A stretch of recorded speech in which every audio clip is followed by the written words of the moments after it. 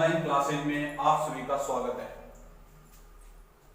पिछले वीडियो में हमने पढ़ा था GMP of haloalkane, physical properties of haloalkane. आज हम पढ़ने जा रहे हैं केमिकल रिएक्शन ऑफ हेलोएल्केन। और केमिकल रिएक्शन ऑफ हेलोएल्केन में फर्स्ट रिएक्शन अपन पढ़ने जा रहे हैं नाभिक स्नेही प्रतिस्थापन अभिक्रिया। नाभिक स्नेही प्रतिस्थापन अभिक्रिया, nucleophilic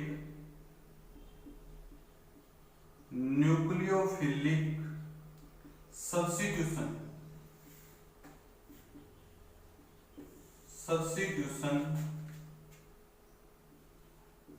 reaction, nucleophilic substitution reaction. अब ये न्यूक्लियोफिलिक सब्स्टिट्यूशन रिएक्शन दो प्रकार के होते हैं। कितने प्रकार की होती हैं? आपके सिलेबस में दो प्रकार की हैं। एक तो है SN1 और एक है SN2। SN1 तथा SN2। SN1 को अपन बोलेंगे यूनिमोलिकुलर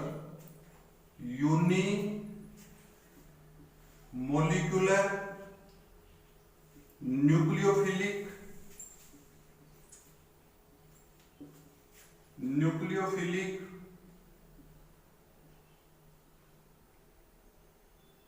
सब्स्टिट्यूशन रिएक्शन। क्या बोलेंगे इसको? Unimolecular nucleophilic substitution reaction. और इसको बोलेंगे बाइमोलिकुलर न्यूक्लियोफिलिक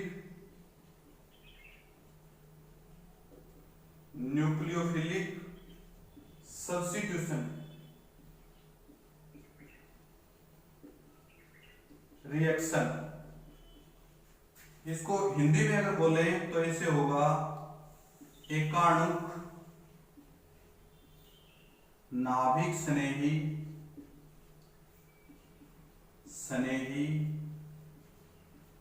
प्रतिस्थापन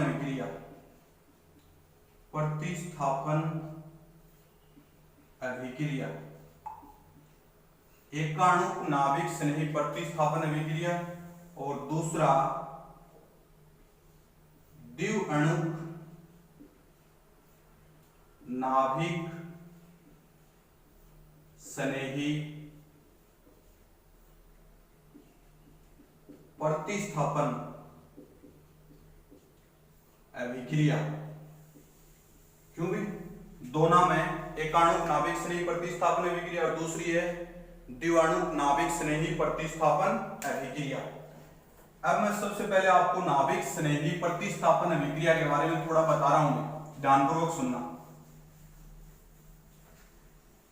देखो, जब किसी नाभिक स्नेही की उपस्थिति में अभिकारक अणु से किसी अणु, परमाणु या आयन का प्रतिस्थापन होता हो, जब किसी नाभिक स्नेही की उपस्थिति में अभिकारक अणु से अणु, परमाणु या आयन का प्रतिस्थापन होता हो तो उसे नाभिक स्नेही प्रतिस्थापन अभिक्रिया कहते हैं।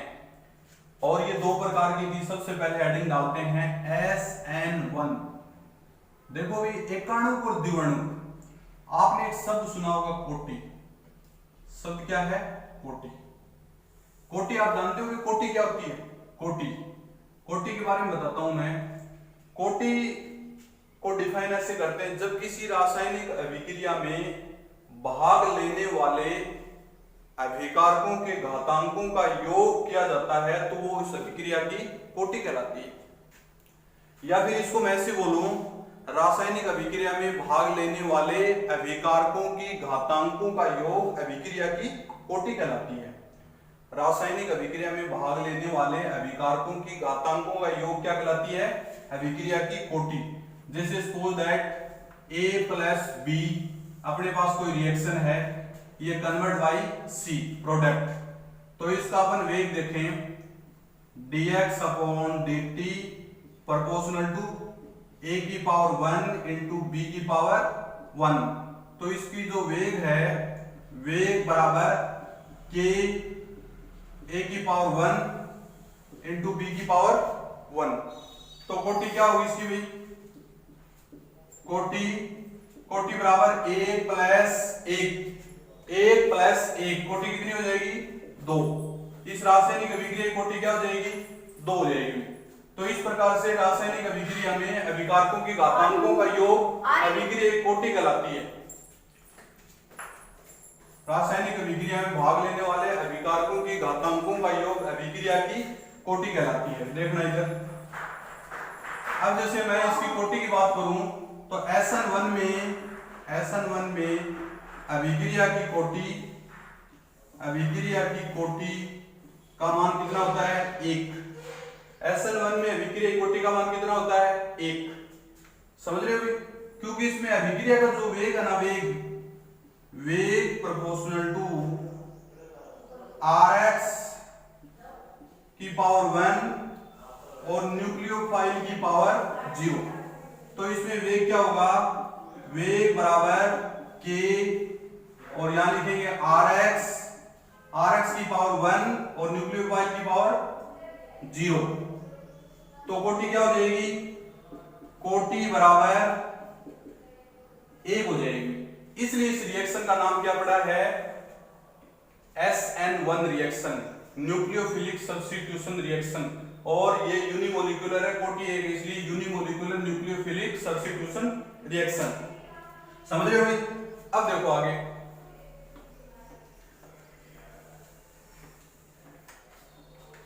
SN1 में आपको मैं छोटा एग्जांपल दे रहा हूं। This is suppose that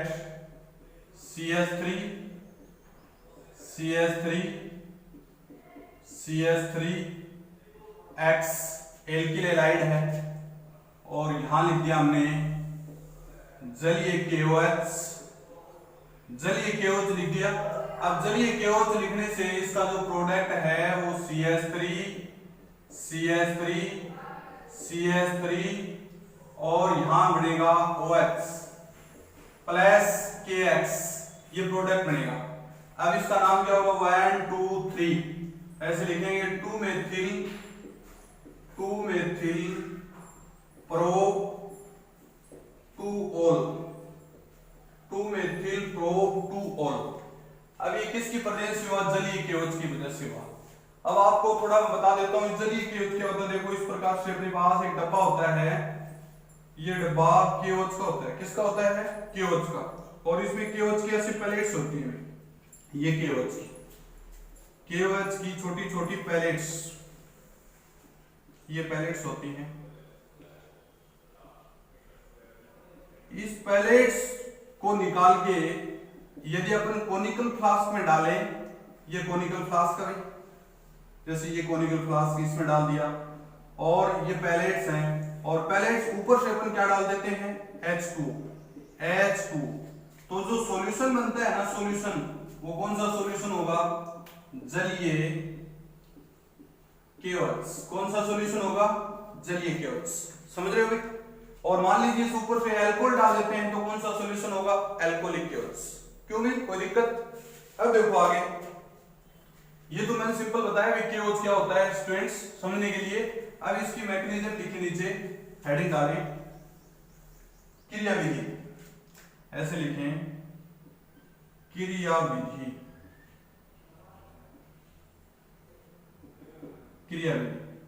SN1 अभिक्रिया, ऐसे लिखेंगे SN1 अभिक्रिया 2 पदों में पूर्ण होती है, 2 पदों में पूर्ण होती है। कितने पदों में पूर्ण होती है, 2 पदों में। पहला लिखेंगे स्टेप फर्स्ट। इस स्टेप फर्स्ट में आप लोग लिखेंगे एल्किल हैलाइड, जो आपके पास एल्किल हैलाइड है वो लिखेंगे, ठीक है। ये एल्किल हैलाइड है और यहां लिखेंगे सलो, क्या लिखेंगे, सलो। और नीचे लिखेंगे RDS को बोलते हैं वेग निर्धारक पद, वेग निर्धारक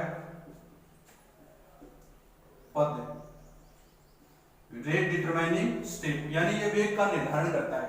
अब सलो स्टेप में क्या होगा, कार्बन और हेलोजन में किसकी इजन ज्यादा होती है, भी हेलोजन की होती है। किसकी होती है, हेलोजन की। तो कार्बन पे आंशिक क्या आएगा पॉजिटिव और हेलोजन पे क्या आएगा नेगेटिव।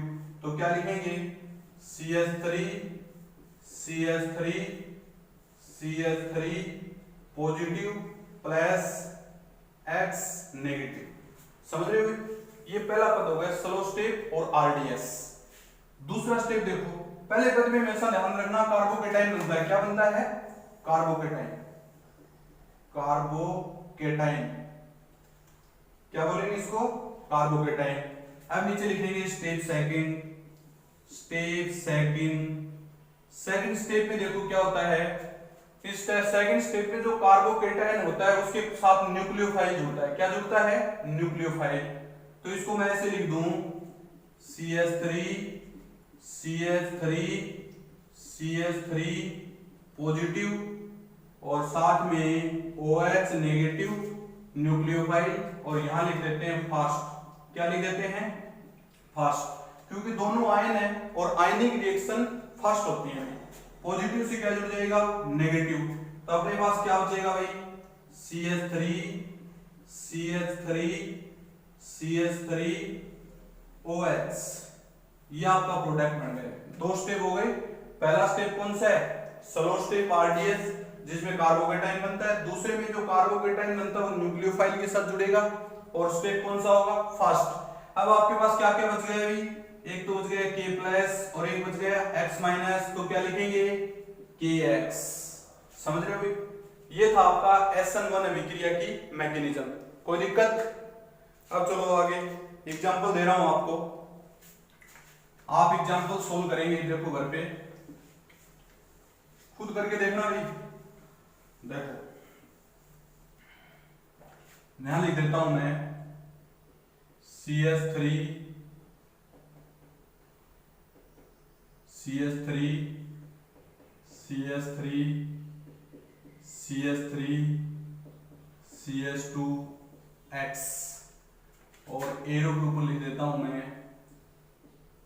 जलीय KOH। क्या लिख देता हूं जलीय KOH। तो इसका प्रोडक्ट आपको बनाना है जलीय KOH। समझ रहे हो? मैंने क्या लिखा है सायुज्य नाम में बता देता हूं 1 2 3। क्या क्या लिखेंगे 2 2 di methyl sorry 1 hello 2 2 dimethyl propane. नाम क्या है इसका 1 हेलो 2 2 डाइमेथिल प्रोपेन। और इसकी रिएक्शन जलीय KOH से करवानी है। तो उत्पाद क्या बनेगा? तो इसका आंसर बता देता हूं मैं। आंसर यदि रिएक्शन SN1 होगी, SN1 हो तो दो कंडीशन है।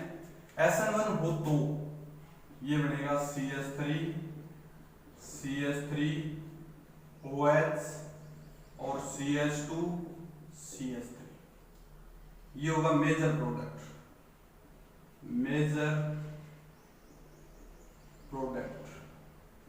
ठीक है। प्लस में इसका एक प्रोडक्ट ये बनेगा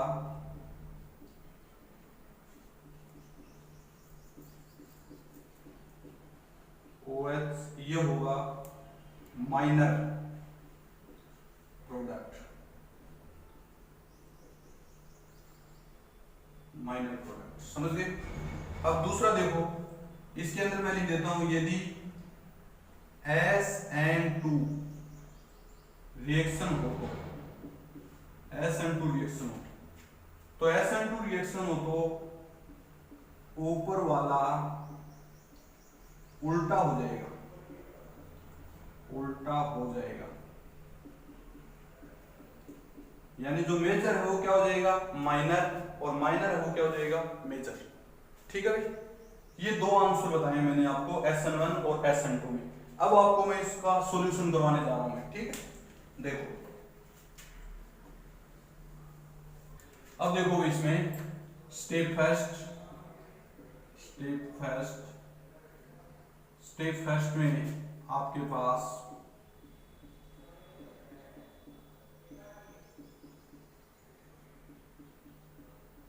एक्स और यहाँ लिखेंगे सलो, क्या लिखें, सलो, RDS, क्या लिखेंगे, RDS।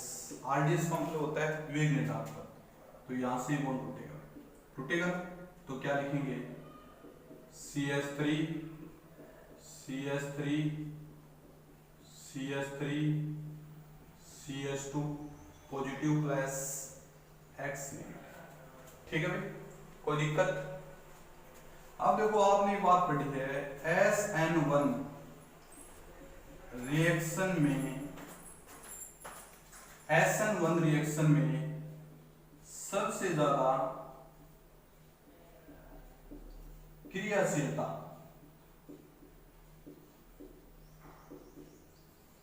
Three degree alkyl halide की होती है, फिर 2 डिग्री होती है, फिर 1 डिग्री होती है और फिर 0 डिग्री होती है। SN1 रिएक्शन में सबसे ज्यादा क्रियाशीलता 3 डिग्री 2 डिग्री एल्किल हैलाइड की होती है। ठीक है भाई, तो आपको ये देखो ये कितने डिग्री एल्किल हैलाइड है, 1 डिग्री है। कितने डिग्री है, 1 डिग्री। अब 1 डिग्री एल्किल हैलाइड को 1 डिग्री RX को 3 डिग्री RX में कन्वर्ट करने पर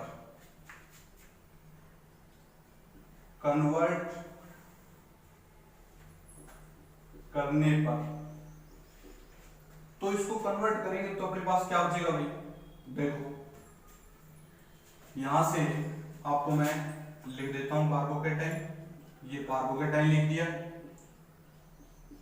ये कार्बोकेटाइन है, कोई दिक्कत है।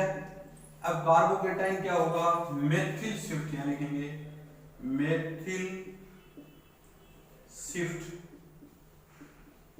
क्या लिखेंगे, मेथिल शिफ्ट या मेथिल रीअरेंजमेंट। तो मेथिल शिफ्ट होगा तो ये मेथिल समूह CH2 के साथ जुड़ जाएगा, किसके साथ जुड़ जाएगा, मेथिल समूह CH2 के साथ।